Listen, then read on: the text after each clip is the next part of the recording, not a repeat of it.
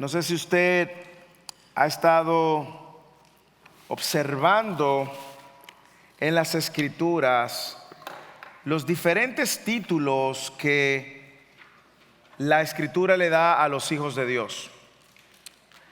No sé si usted ha visto cada uno de estos nombres o términos que la Biblia usa para llamar y describir a los cristianos. Pedro ha usado varios, de hecho. Pero los cristianos somos llamados hijos de Dios, somos llamados hijos de luz, somos llamados la sal de este mundo, somos llamados hijos de obediencia, somos llamados creyentes, hermanos, somos llamados ovejas, somos llamados santos, somos llamados soldados, somos llamados embajadores, ministros, siervos, somos llamados discípulos, herederos, coherederos. Somos llamados miembros del cuerpo, piedra viva. Somos llamados amados, vencedores. No sé si usted lo ha observado, pero todos esos títulos de una manera u otra tienen un significado. No son títulos solos, sueltos, sino que son términos cargados de un significado.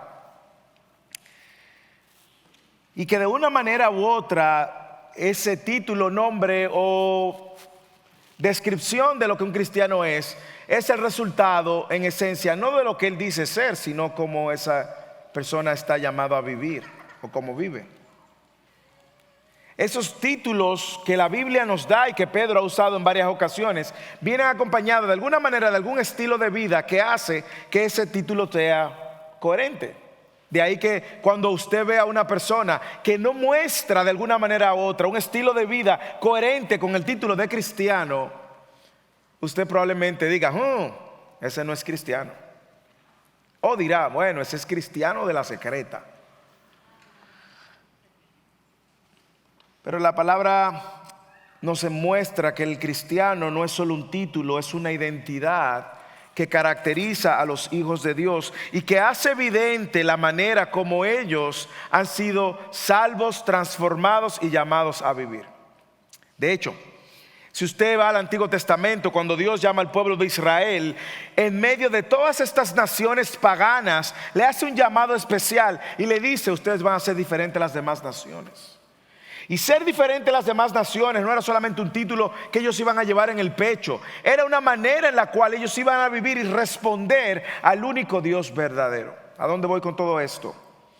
Bueno, que en los textos que tenemos ahora, Pedro, el apóstol Pedro, hace una transición de toda su introducción,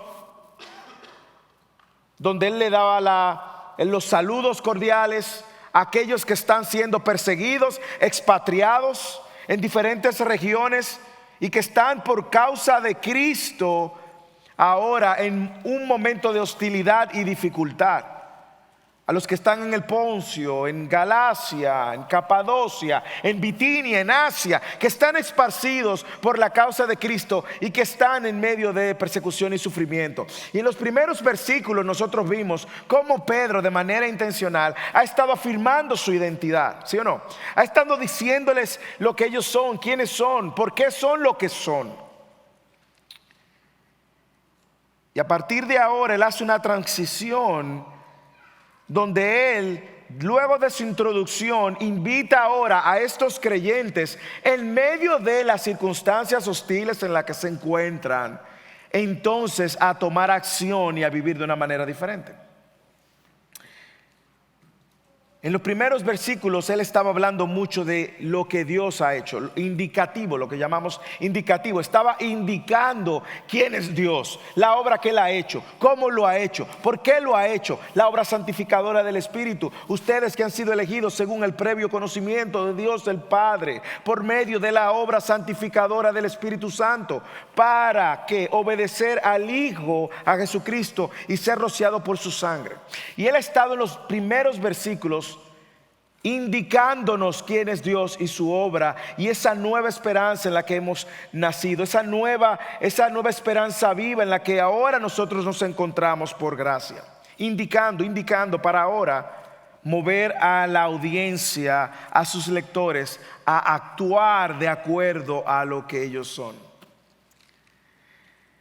Es interesante ver que el apóstol Pedro también ha estado llenando de esperanzas a estos hermanos que están bajo persecución ante la segunda venida o la promesa del encuentro con Cristo que ellos van a tener. Y es algo que ha estado recurrente en los primeros versículos también, donde él de manera intencional les ha dicho que esa esperanza va a ser revelada, que esa salvación va a ser gloriosamente manifestada en el segundo retorno. Y aquí también una vez más aparece. Así que la pregunta es, a la luz de lo que Pedro le está indicando y animando a esta gente a vivir en medio de las circunstancias que se encuentran, la pregunta para nosotros es cómo nosotros podemos vivir mientras esperamos a Cristo. De hecho, el texto que leímos y que vamos a volver a leer, usted va a encontrar la palabra una vez más de la revelación de Cristo. Leámoslo juntos. Versículo 13 del capítulo 1 de Primera de Pedro. Por tanto, preparen su entendimiento para la acción. Ese por tanto no está suelto, eso tiene una conexión y lo vamos a ver ahora.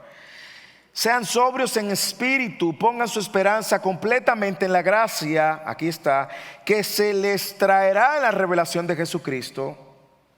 Como hijos obedientes, no se conformen a los deseos que antes tenían en su ignorancia, sino que así como aquel que los llamó es santo, así también sean santos en toda su manera de vivir, en toda su manera de vivir.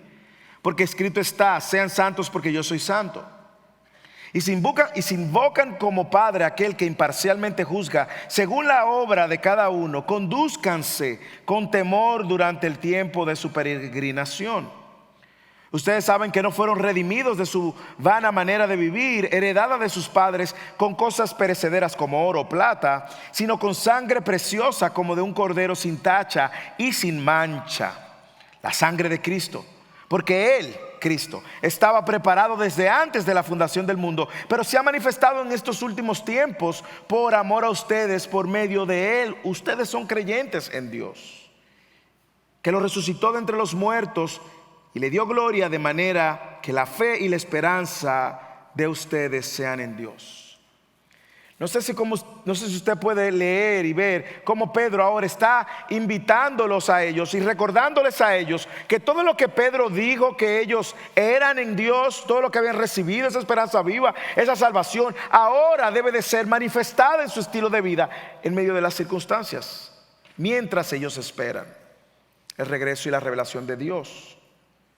Y Pedro quiere, y esta es la idea central de este texto, Pedro quiere que los lectores de esta carta que se encuentran bajo circunstancias hostiles, basado en lo que Dios ha hecho en ellos, basado en lo que ellos son, vivan en santidad y en el temor de Dios. Y de ahí que la idea central de este sermón es esta: a la luz de la obra de Cristo en nosotros, vivamos como nacidos de nuevo y diariamente andemos en asombro y en el temor de Dios. Lo voy a repetir. A la luz de la obra de Cristo en nosotros, en otra manera de decirlo, vivamos como genuinos hijos de Dios y diariamente andemos en asombro y en el temor del Señor. De ahí se desprenden los dos aspectos que vamos a cubrir hoy. El primer aspecto que va a responder esta pregunta: ¿cómo vivimos mientras esperamos a Cristo? ¿Cómo vivimos en este tiempo donde aún Cristo no ha sido revelado, pero donde esperamos confiadamente que su revelación es segura, su segunda venida? ¿Cómo vivimos, cristianos? ¿Cómo vivimos? ¿Cómo vivimos nacidos de nuevo? ¿Cómo vivimos hermanos en la fe? ¿Cómo vivimos?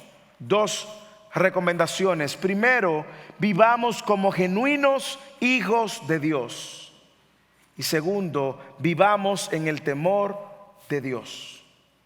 Vivamos como genuinos hijos de Dios y vivamos en el temor de Dios. Versículo 13 al 16.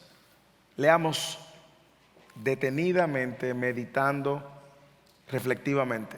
Versículo 13. Por tanto, dice Pedro, preparen su entendimiento para la acción, sean sobrios en espíritu, pongan su esperanza completamente en la gracia que se les traerá en la revelación de Jesucristo. Como hijos obedientes,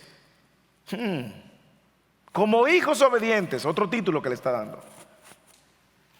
No se conformen a los deseos que antes tenían en su ignorancia, sino que así como aquel que los llamó es santo, así también sean santos ustedes en toda su manera de vivir.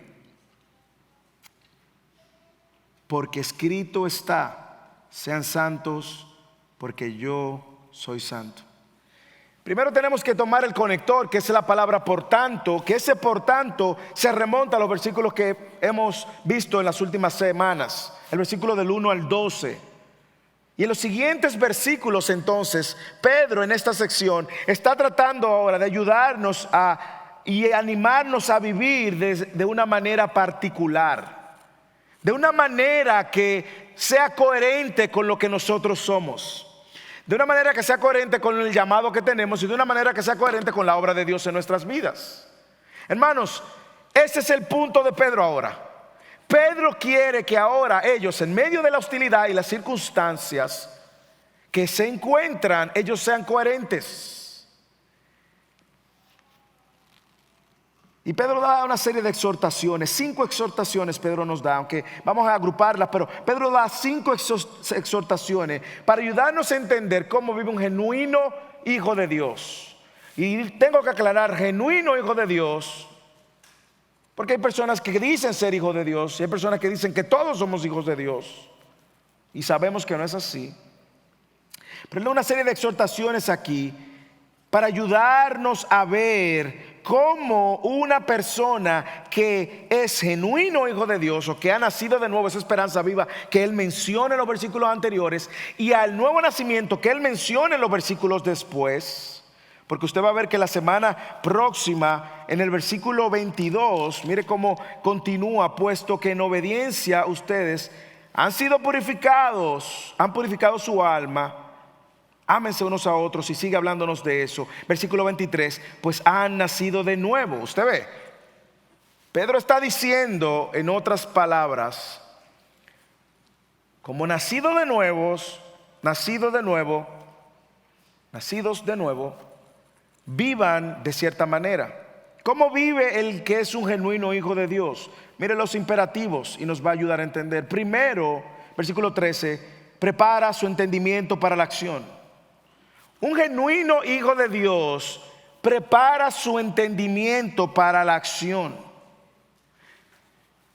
Está preparado continuamente, listo para ejercer el llamado que es coherente con lo que es. Cuando hablamos para la acción, hermanos, no se complique, no es a pelear que usted va. Es prepararse, preparar su entendimiento, sustituye acción por obediencia. ¿Qué es lo que luego él va a decir? Es que como hijo, un hijo genuino de Dios ve la obediencia como un acto consciente que debe de perseguir y buscar, movido por la obra de Dios que ha hecho en él. Y esa obediencia se va a traducir luego en una vida de santidad, que es otro de los aspectos. Pero es que lo primero que Pedro enfoca es que como genuinos hijos de Dios nos preparemos para la acción, preparemos nuestro entendimiento. ¿Y a qué se está refiriendo? Es que nuestra manera de pensar, nuestra manera de ver las circunstancias debe de estar lista para responder de acuerdo a la voluntad de Dios. Cuando hablamos de preparar nuestro entendimiento para la acción, es que usted está listo para enfrentar las circunstancias de la vida y hacer lo que Dios espera. Le voy a poner un ejemplo. Cuando usted va a hacer cualquier tipo de trabajo, deporte, lo que sea, usted se prepara de antemano. Piense por un ejemplo el deportista. El deportista que sabe que va para una competencia, él tiene que tomar una serie de medidas muy drásticas y radicales. Él tiene que preparar su mente porque sabe que va a competir. Él tiene que prepararse físicamente y su dieta, y él trata de estar en las condiciones perfectas para competir. De hecho, déjeme decirle algo. Usted lo puede ver en las Olimpiadas. Y en las Olimpiadas, todo el que va a la competencia tiene la esperanza de ganar, pero muchos, aún con la esperanza de ganar, saben que no van a ganar. ¿Por qué compiten? Ellos compiten porque la competencia ya deja de ser una competencia por ganar, sino una competencia contra ellos mismos. Ellos quieren vencer ellos mismos sus propios récords. Hay gente que compite 400 metros plano con valla, 400, 200 metros plano, que sabe que no va a ganar, hermano, no tiene esperanza, pero está compitiendo y representando a su país. Y toda esa preparación lo llevó a él a estar en el nivel de las Olimpiadas, pero él no puede llegar ahí sin haberse preparado, ni en su mente, ni en su corazón, ni físicamente. Y usted dirá, bueno, yo no compito en nada, miren, lo que compito es viendo televisión. Ahí nadie me gana. Bueno, usted no necesita mucha preparación, pero aún eso usted necesita. Pero piense en el que sale a trabajar, que trabaja construcción. O piense en alguien que va a grabar, a hacer videografía. O piense en alguien que va a salir a vender. Usted tiene que prepararse. O aún usted va a trabajar de Uber, usted tiene que prepararse. Usted tiene que tener el carro en condiciones, tiene que tener su celular cargado. Usted tiene que prepararse para actuar de la manera como usted se espera que actúe. Bueno, lo que Pedro está diciendo es con relación a la fe. Usted tiene que saber quién usted es ahora, por lo tanto, cada día de su vida, usted tiene que preparar su entendimiento para actuar de acuerdo a la voluntad de Dios. Porque el día a día va a traer una serie de demandas que van a requerir que usted esté listo para responder. Usted no puede esperar que el día te sorprenda, de que, ¡ay, qué tentación! Yo no estaba preparado para esta tentación. Usted tiene que prepararse cada día para la acción. Ay, yo no esperaba que esta circunstancia iba a venir a tu vida. Puede que la circunstancia tú no la esperabas, pero tú puedes estar en tu entendimiento preparado para la acción. Para actuar de una manera coherente con lo que tú eres. Así que un genuino hijo de Dios está primero preparando su entendimiento, alimentando su mente, saturando su mente y renovando su mente con las verdades que nos revelan las expectativas que Dios tiene de un hijo de Dios. De ahí que Pablo en Romanos capítulo 12 versículo 1 dice: os ruego por la misericordia de Dios que presenten sus cuerpos como sacrificio vivo, santo, agradable a Dios. Ese es su culto de adoración, esa es su adoración al Señor.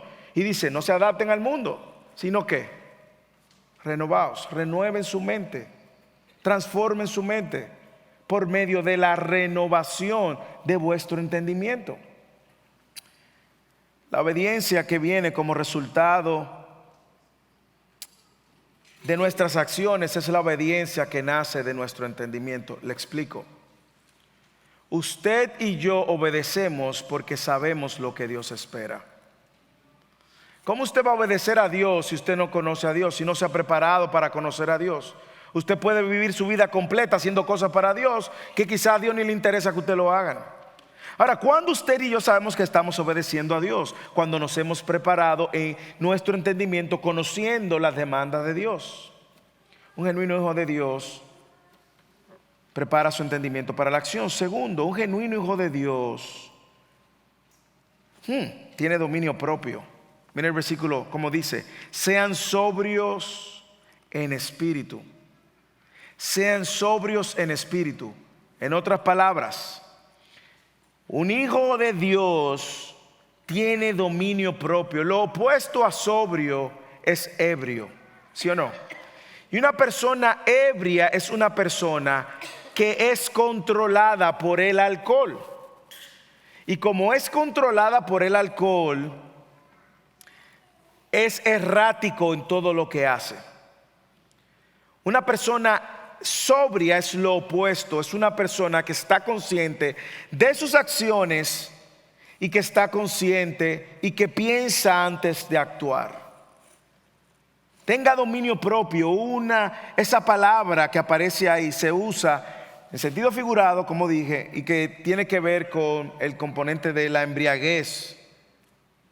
Sin embargo, en el Nuevo Testamento esta sobriedad relacionada al alcohol muchas veces, pero en el Nuevo Testamento denota una claridad mental.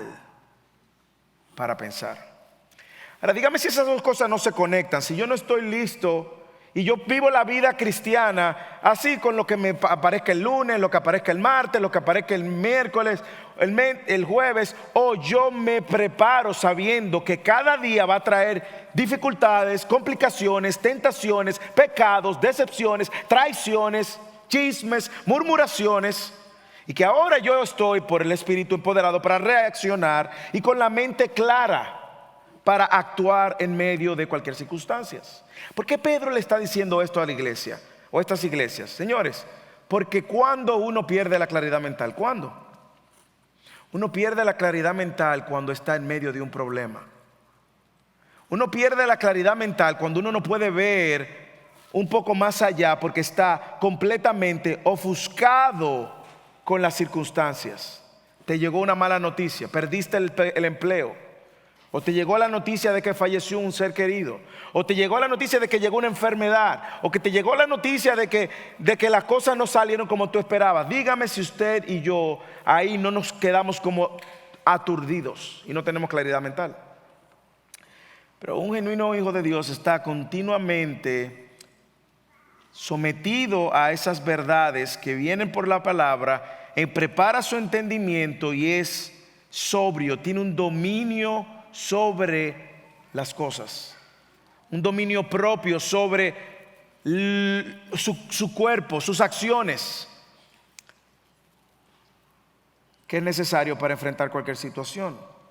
Y básicamente no lo complique lo que Pedro está diciendo. En vez de usted ser controlado por las circunstancias externas, los creyentes deben de ser dirigidos desde dentro.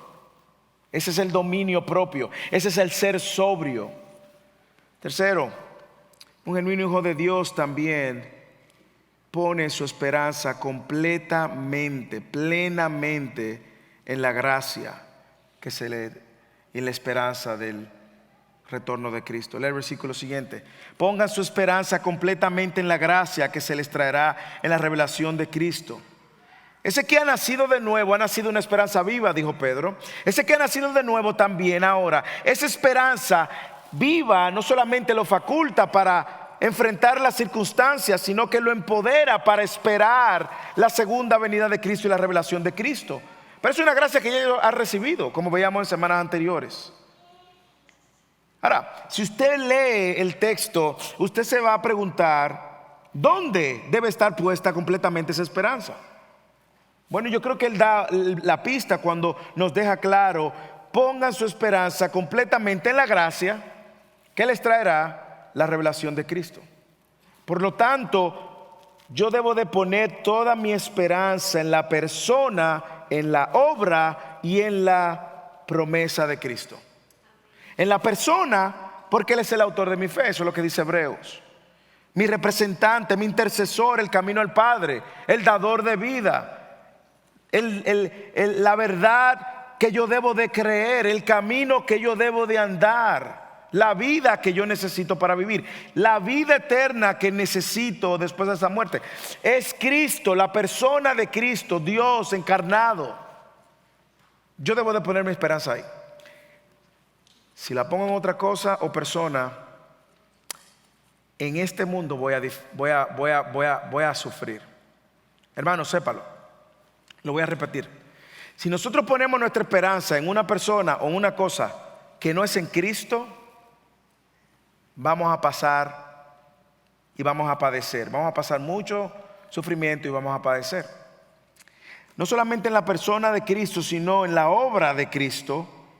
Porque cuando yo veo a Cristo, yo no solamente estoy viendo a Dios encarnado, sino también estoy viendo la obra de muerte de Él en la cruz. Veo también la resurrección y veo cómo ahora es por medio de esa obra que yo he sido reconciliado con Dios. Y que ahora es por su gracia soberana que yo, inmerecida, que Él me ha dado vida. Y es por esa misericordia que yo recibo por gracia que no voy a ser condenado, sino que voy a tener una vida eterna con Él. Como cantábamos, pon tu mirada en Cristo. Eso no es una canción que sale de la inspiración de nadie. Es una canción que nos anima justamente a hacer lo que la palabra de Dios nos dice en Hebreos capítulo 12, versículos 2 y 3. Y también yo debo de poner toda mi esperanza en las promesas de Cristo. Esa promesa de que un día estaremos completamente con Él, de que un día vamos a partir el pan y el vino con Él, y de que un día ya no habrá más sufrimiento, Él secará nuestras lágrimas y donde reinaremos eternamente con Él. Nosotros como cristianos no podemos existir si nuestra mirada y nuestra esperanza no está puesta en Cristo.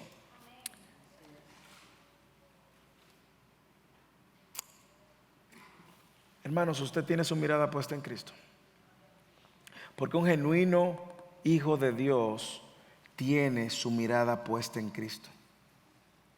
Esto no es algo, esta esperanza no es una esperanza pasiva, hermanos.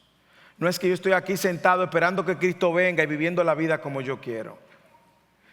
No es una esperanza pasiva, es una esperanza activa, porque descansa sobre la verdad de quién es Él y de lo que Él dijo. Y en esta esperanza activa entonces yo vivo cada día preparado para enfrentar los abates del mundo, las aflicciones de este mundo. Yo vivo también sobrio, con claridad mental y espiritual, en dominio propio que viene por el Espíritu. Y yo vivo confiando que esto es temporal. Un genuino creyente está listo, hermanos, para vivir como creyente. Ahora, la pregunta quizás usted dice, ¿cómo hago? ¿Cómo pongo mi esperanza en Cristo de una manera práctica? Bueno, Pedro nos ha venido diciendo y ha venido preparando nuestro entendimiento para la acción. Nos ha venido preparando para que esa esperanza que se enriquece por mi entendimiento de la palabra de Dios. Él también nos ha venido diciendo que siendo sobrios y teniendo esa claridad mental nos ayuda a mantener nuestra mirada puesta en Cristo, ¿sí o no? Cuando usted tiene su mirada puesta en Cristo, usted va a estar preparado para el entendimiento, porque usted sabe la obra que Cristo tuvo que hacer para salvarlo. Usted sabe lo débil que usted es, usted sabe lo pecador que usted es, usted sabe lo necesario, lo cuánto usted necesita de Dios. Usted no vive como perdido en el espacio, porque cada día usted tiene que enfrentar su propio afán. Pedro dice que tienen que estar preparados con esta claridad mental, pero también la manera práctica de yo poner mi esperanza en Cristo, hermanos, es viviendo de una manera obediente y santa. ¿Cómo así, pastor? Bueno, hermanos, cuando yo escojo entre obedecer y pecar, yo estoy diciendo, yo creo que la retribución eterna es tan segura que no me interesa esta retribución momentánea. ¿Usted lo ve? En la práctica, la manera como yo a mí mismo me recuerdo y soy testimonio a los demás de que mi esperanza está puesta en Cristo es por mi vida de obediencia y ese perseguir una santidad que Dios me ha llamado. ¿Por qué? Mira el contraste que él hace, versículo 14. ¿Usted quiere saberlo? Míralo ahí en el versículo 14. ¿Está listo? Esto es lectura comprensiva. Como hijos obedientes, no se conformen a los deseos que antes tenían en su ignorancia, sino que así como aquel que los llamó es santo, así también sean ustedes santos. El domingo solamente en la iglesia, en los grupos de crecimiento y a veces cuando vienen los miércoles. No, dice, en toda su manera de vivir.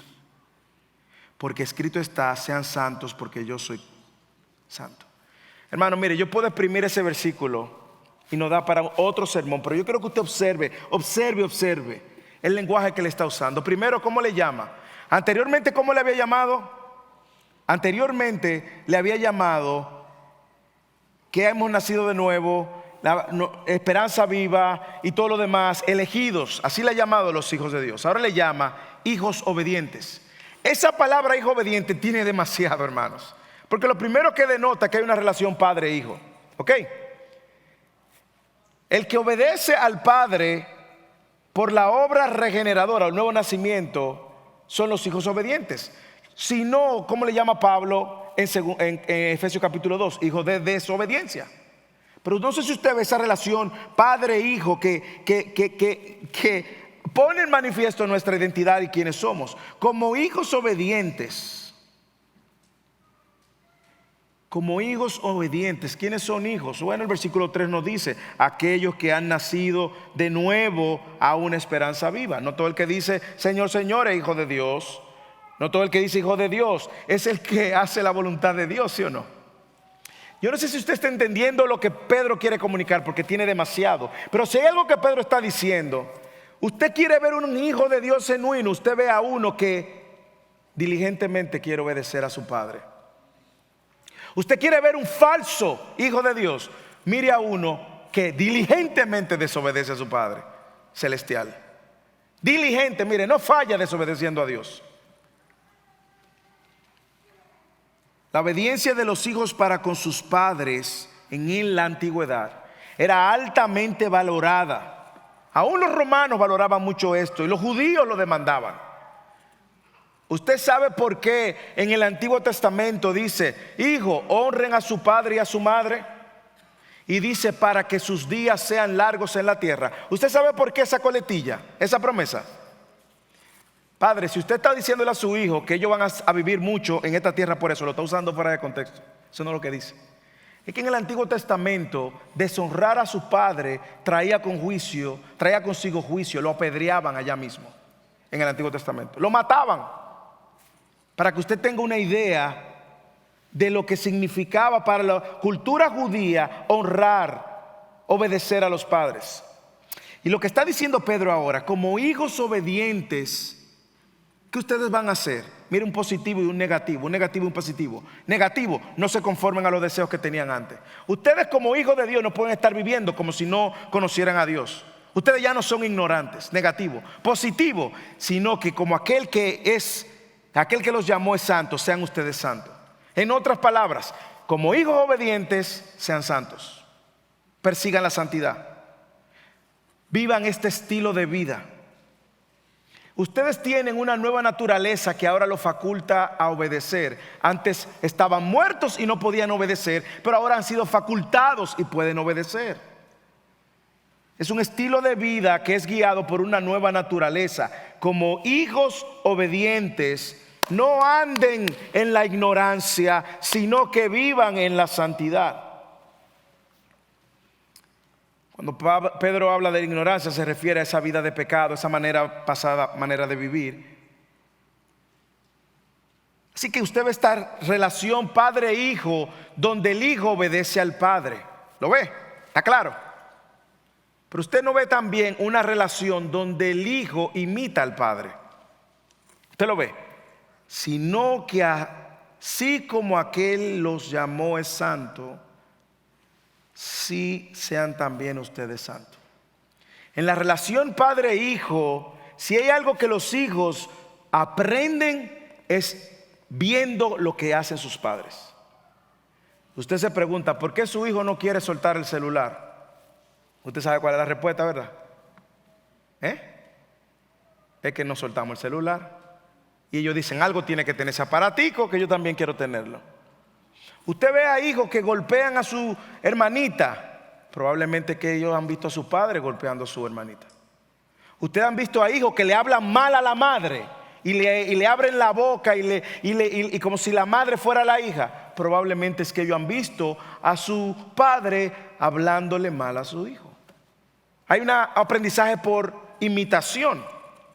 Ahora, cuando llevamos esto a nuestra relación de Dios Padre y nosotros como hijos, no solamente nosotros estamos llamados a obedecer a nuestro Padre como hijos del Padre, sino también que estamos llamados a imitarlo. Y es lo que Pedro quiere apuntar. Ahora, hay tanto ahí porque usted ve que Él nos llamó, lo cual habla de que es una obra de gracia. Él fue que nos llamó. Él nos llamó porque nosotros no podíamos ir a Él. Y como Él nos llamó, solo el hecho de que Él nos llamara, que en el versículo 1 llama elegidos según el previo conocimiento de Dios, ya nos da a nosotros, nos faculta a nosotros para poder hacer las dos cosas: obedecerlo e imitarlo. Por lo tanto, hermanos, un genuino hijo de Dios es un hijo que persigue diligentemente obedecer al Padre y que persigue diligentemente imitar al Padre. Y esa es la manera práctica como usted y yo esperamos, vivimos hasta que Él llegue. ¿Por qué? Porque cuando yo obedezco, yo estoy diciendo todo lo que Dios ha dicho es cierto, y todo lo que Él me garantiza es cierto, y todo lo que Él promete es cierto. Por lo tanto, yo no le voy a prestar atención a esta satisfacción y este placer temporal. Yo prefiero seguir apartándome de esa pasada manera de vivir que en momento me atrae, y yo prefiero seguir la santidad y el camino de santidad al cual Él me invita. Ahora, tengo que aclarar dos cosas. No tengo tiempo, Dios. Pero tengo que aclarar dos cosas con respecto a la santidad. Lo primero es que Él dice en el versículo 15: así que como aquel que los llamó es santo, sean santos. Señores, el llamado a vivir a santidad es un llamado solamente para los hijos de Dios. Yo no le puedo demandar a un inconverso que sea y se comporte como santo. Tampoco a su hijo si no ha nacido de nuevo. No le puedo demandar a ningún inconverso que se comporte como un hijo de Dios, porque el inconverso es un hijo de desobediencia que anda según los deseos de la carne y de su mente, al menos que Dios le dé un nuevo nacimiento. Segundo, cuando los hijos de Dios están llamados a obedecer a su Padre, es porque por gracia han sido alcanzados en esta obra, que ahora el Espíritu de Dios le da la capacidad de poder conocer su voluntad y seguirla. Eso no es teoría, eso es práctica. Pero con respecto a la santidad, hay dos cosas. Lo primero es que la santidad que nosotros llamamos la santidad lograda por Dios o posicional. Usted y yo somos santos en Cristo. Ok, por eso usted va a ver como Pablo en la mayoría de sus cartas le llama: sé santo porque yo soy santo. Usted lo va a ver. Pedro cita el Antiguo Testamento citando Deuteronomio capítulo 7, pero Pablo le llama a la iglesia, a los santos, a los escogidos. Pablo usa mucho ese lenguaje. Esa santidad posesional es la santidad que usted y yo necesitamos para ver a Dios. Usted sabe que la Biblia dice: sin santidad nadie ¿qué? ¿Y cómo logramos esa santidad que nos da el ticket para ver a Dios? ¿Cómo lo logramos? Por medio de la santidad de Cristo, la justicia de Cristo que nos ha sido imputada. Y usted y yo, hermanos, en Cristo somos hallados santos todos los días, hermanos. Eso me da una paz. Usted y yo somos hallados santos todos los días de nuestras vidas. Ahora bien, hay una santidad progresiva, que es la santidad que se va a manifestar en aquellos que han nacido de nuevo y aquellos que progresivamente están creciendo en esta santidad. Y hoy hablábamos de eso en Fidelis. No hay manera, escuchen, no hay manera que una persona que ha nacido de nuevo por medio de la obra del Espíritu Santo en un periodo de tiempo no muestre ni siquiera el fruto del Espíritu. No hay manera. Porque la obra progresiva de santificación es segura. El problema no es el Espíritu Santo, hermano. El problema es que nosotros llamamos hijo de Dios a cualquier persona que dijo que era hijo de Dios.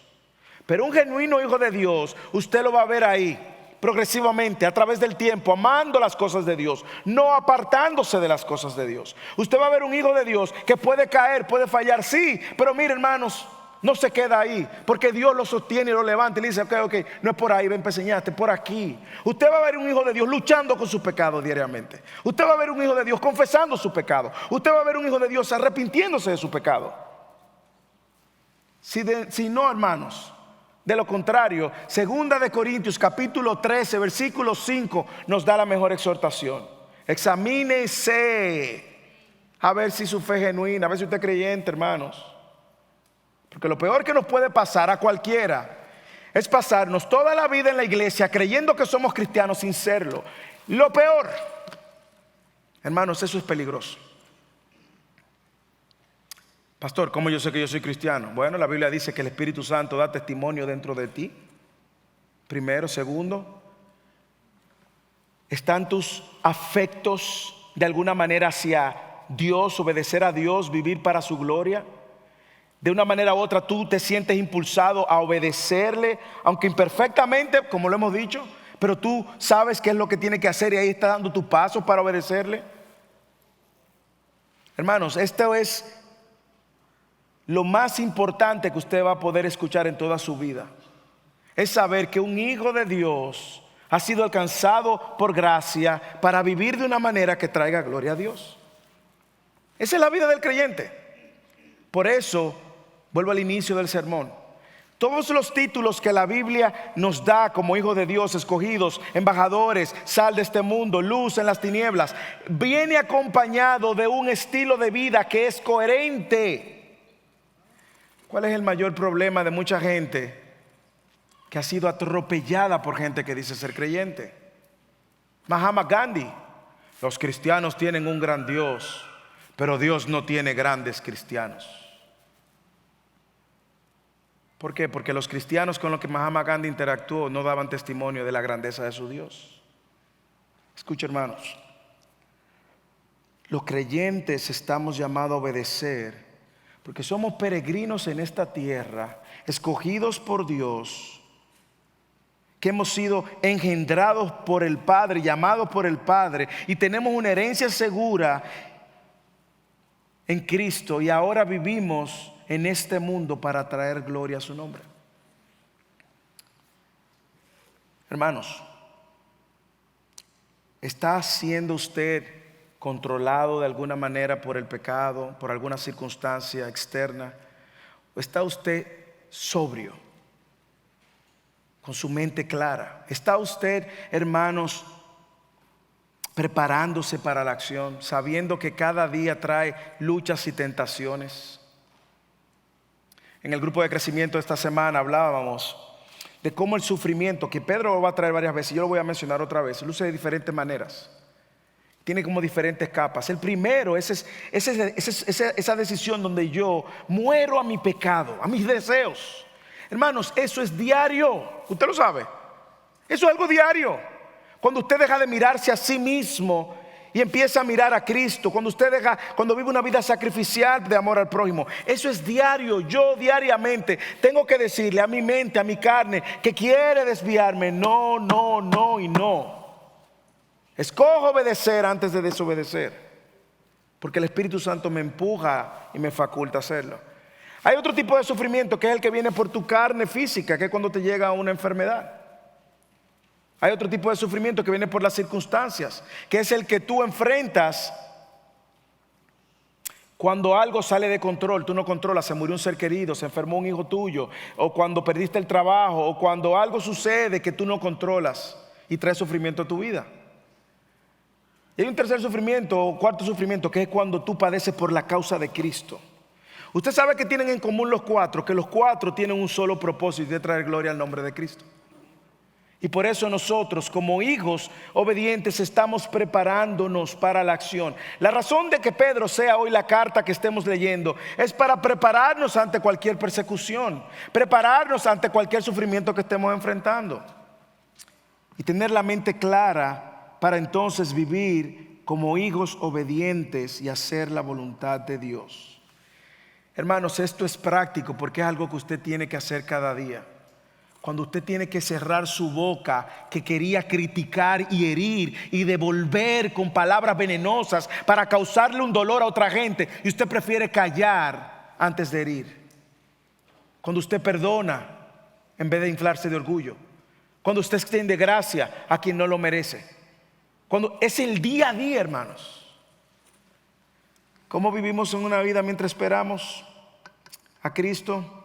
Vivamos como nacidos de nuevo, buscando la santidad, caminando en santidad, que es el testimonio. Cuando usted y yo caminamos en obediencia y en santidad, es el testimonio de que verdaderamente tenemos nuestra esperanza en el retorno de Cristo. Hermanos, es la manera práctica. Cada vez que yo decido obedecer a Dios, yo estoy diciendo: yo creo y espero que Cristo venga. Esa es una de las características de un nuevo creyente, un verdadero creyente. Y lo segundo, vivamos en el temor del Señor. Vivamos en el temor del Señor. Versículo 17 al 21. Y si invocan como Padre. Otra vez. Aquel que imparcialmente juzga según la obra de cada uno. Condúzcanse con temor durante el tiempo de su peregrinación. Ustedes saben que no fueron redimidos de su vana manera de vivir, heredada de sus padres, con cosas perecederas como oro o plata, sino con sangre preciosa, como de un cordero sin tacha y sin mancha, la sangre de Cristo. Porque Él estaba preparado desde antes de la fundación del mundo, pero se ha manifestado en los últimos tiempos por amor a ustedes. Por medio de Él son creyentes en Dios, que los resucitó de entre los muertos y le dio gloria, de manera que la fe y esperanza de ustedes sea en Dios. Hermanos, aquí el tiempo no nos va a dar, pero agarre de lo que hay. Si usted tiene a Dios como Padre, si usted es un genuino hijo de Dios, si usted es un creyente, entonces usted va a vivir en ese asombro continuo, ese temor reverente a Dios en cualquier circunstancia. ¿Por qué? Porque el genuino hijo de Dios, el creyente no solamente actúa y persigue la santidad, sino que vive continuamente en asombro de la obra de Dios. Y es lo que Pedro trae ahora.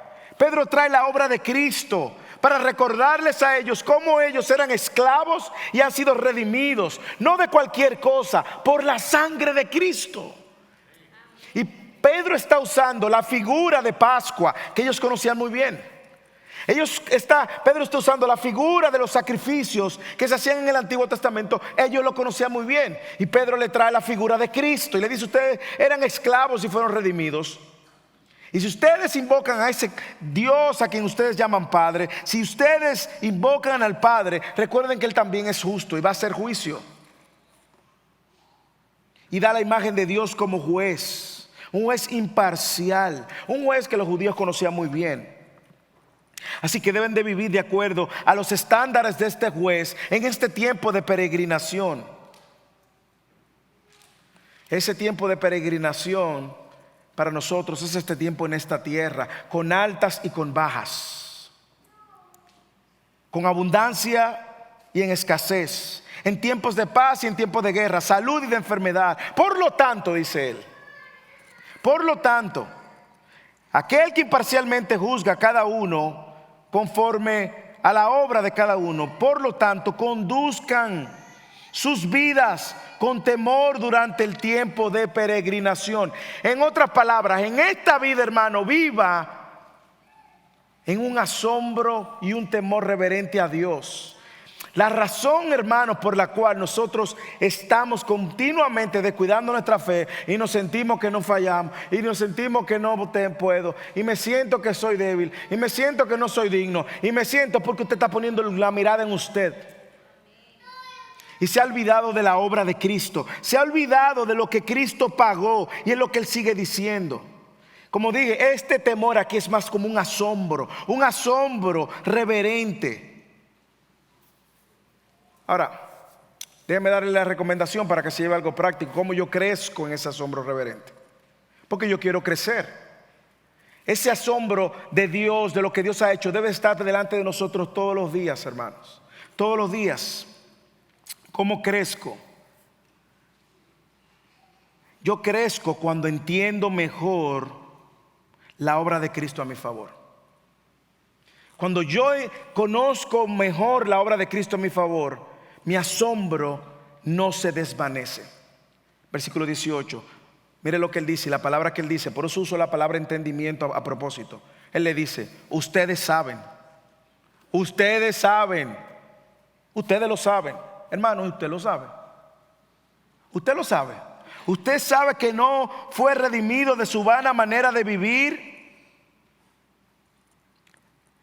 Y que fue redimido no por cosas que perecen, no fue por oro que ustedes lo compraron. Redención es el pago de la deuda de un esclavo. Ustedes saben que la deuda que ustedes tenían no se compró ni se pagó con oro. Ustedes lo saben. Eso es lo que Pedro le está diciendo. Sino que fue comprada con la sangre preciosa de Cristo. Ustedes lo saben. Yo voy a crecer en mi asombro continuamente y debo diariamente traer delante de mí el recordatorio de que yo era un esclavo que no podía pagar la deuda por mí mismo. Yo no podía y no había buena obra que yo hiciera. No importaba si yo fuera al orfanato, si iba a misas todos los días, si daba dinero de caridad. No había obra alguna que podía pagar la deuda que yo tenía contra Dios. Cristo lo hizo. Y Cristo viene con su vida, derrama su sangre para luego en la cruz declarar tetelestai, consumado es. Tetelestai era la palabra que se usaba en el agora, en el mercado, cuando alguien terminaba de pagar una deuda. Y Cristo está diciendo en la cruz: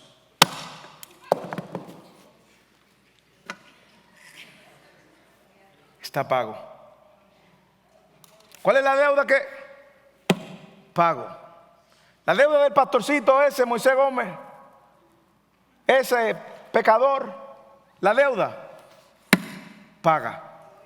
Y Pedro está diciendo: ustedes fueron redimidos por sangre preciosa. Yo no sé si a usted no le cautiva el saber que Cristo murió para pagar tu deuda que tú no podías pagar.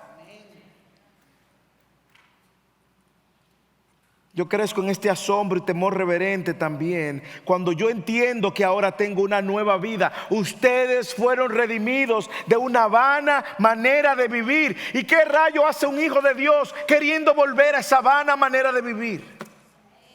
¿Qué rayos? Yo crezco en mi asombro, no solamente cuando veo que tengo una nueva vida y que veo lo que Cristo pagó, sino también cuando yo entiendo el precio que Él pagó. Hermanos, la gracia es gratuita, pero a Cristo le costó su vida. Cristo compró nuestra libertad con su vida. Y si eso no nos llena de asombro y no nos llena de un temor reverente al saber que yo lo que mereciera condenación, hermanos, yo no sé qué lo puede hacer. Es bueno que entendamos que nosotros no podíamos pagar y Cristo pagó. Y finalmente saber que todo eso Él lo hizo por amor. Lea el versículo 20. Porque Él estaba preparado desde antes de la fundación del mundo, pero se ha manifestado en estos últimos tiempos por amor. Hermanos, nadie te iba a amar de la manera que Cristo te amó. Nadie te iba a amar. Y es por ese amor, es por ese sacrificio que ahora dice Pedro en el versículo 21, somos creyentes en Dios. Es justamente por ese amor que ahora usted y yo podemos vivir en obediencia a Él. Hermanos, es que no había otra manera, ni había otra forma, ni había otro precio. Y Cristo lo hizo por amor, poniendo ahora nuestra perspectiva en el lugar correcto y nuestras miradas en el lugar correcto. Donde nosotros debemos de mirar es en la obra de Cristo. Por lo tanto, la lógica de Pedro es la siguiente: por todo lo que yo he dicho, dice Pedro, condúzcanse con temor durante este tiempo en la tierra. Pedro está invitando a ellos a vivir un estilo de vida coherente con la salvación de Cristo. Y el Señor nos está invitando en esta tarde a vivir de una manera coherente con la salvación de Cristo. Hermanos, ¿usted vive como libre o como esclavo? ¿Usted vive como hijo de desobediencia o hijo de desobediencia? Hermanos, su corazón, ¿qué lo tiene atrapado? Hermanos, ¿usted ha perdido el asombro por la obra de Cristo? Si has perdido el asombro por la obra de Cristo es porque tienes tu mirada puesta en otra obra que no es la de Cristo. Probablemente tienes tu mirada puesta en tus propios deleites y pecados y en ti mismo. Por eso tú te crees el centro de atención. ¿Cuáles son esas mentiras que tú estás creyendo y que estás consumiendo que te mantienen esclavo? Cuando Cristo te redimió, y cada vez que usted vea la palabra redimido, redención, es pagó el precio de mi esclavitud con su sangre. ¿Tú has reflexionado en la sangre que Cristo ha derramado para hacernos sus hijos y hacernos libres? ¿No te mueve eso a confiar? y a esperar obedientemente. ¿No te mueve eso a la obediencia? ¿No te mueve eso a vivir una vida de adoración con tu vida? Hermanos, es en Cristo que está toda nuestra esperanza. No perdamos el asombro de lo que Él ha hecho para salvarnos. No lo perdamos, ni tampoco perdamos de vista la manera como Él nos ha invitado a vivir coherentemente, de una manera agradecida, santa y obediente. Y todo esto hasta que Cristo venga. Si tú nos visitas hoy por primera vez, por segunda vez, déjame decirte que esta es la noticia más asombrosa que tú vas a escuchar, que uno pagó por ti lo que tú no podías pagar.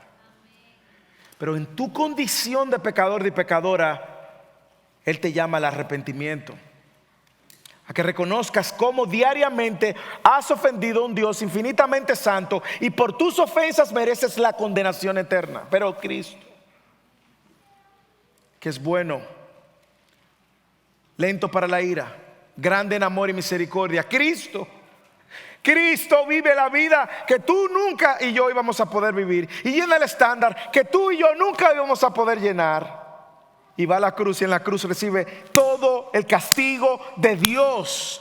Todo el peso de la ira de Dios cae sobre Cristo, para que tú, pecador, y yo, pecador, sucios, inmundos delante de Dios, recibamos una salvación y una gracia que no merecíamos, y ahora podamos ser declarados sus hijos.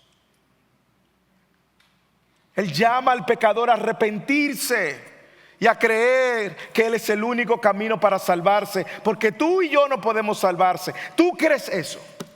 Si tú lo crees, entonces síguele. Toma tu cruz cada día y síguele. Pero no te vayas de aquí ignorando la mejor noticia que tú has escuchado, que es la buena noticia de la salvación. Y si tú estás en Cristo, si tú proclamas ser hijo de Dios, creyente, embajador de Cristo, misionero, como quiera que tú te llames, si tú te llamas ser seguidor de Cristo, vive coherentemente a tu llamado, de manera que todos puedan testificar que efectivamente tú eres un hijo de Dios.